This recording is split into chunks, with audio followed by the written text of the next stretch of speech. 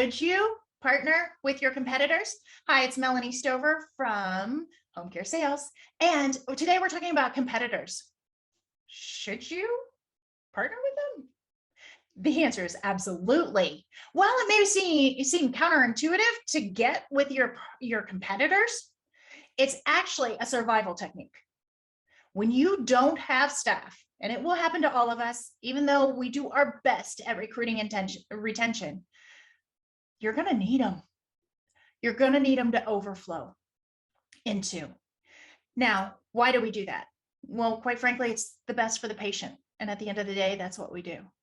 If we don't have staff and we need to refer them to the second best agency in your town, well, then you're going to need to do that. And you need to understand and have confidence that that agency is going to take good care of your referral sources and your patients.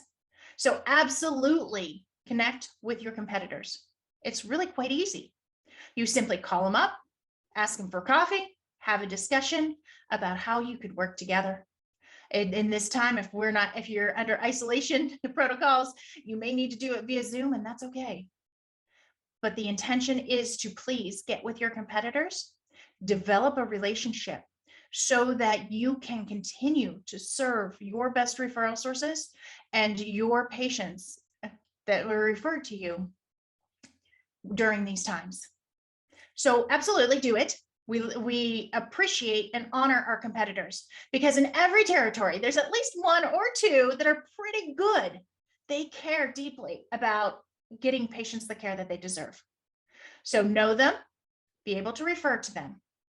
If you like these ideas or want to know more about exactly how to do that, we talk about techniques every month so that you have a topic of the week to discuss out in the field through the roadmap of referrals.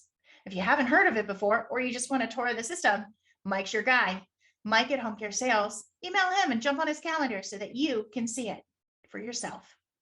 Thanks so much for joining us this week, and together we grow.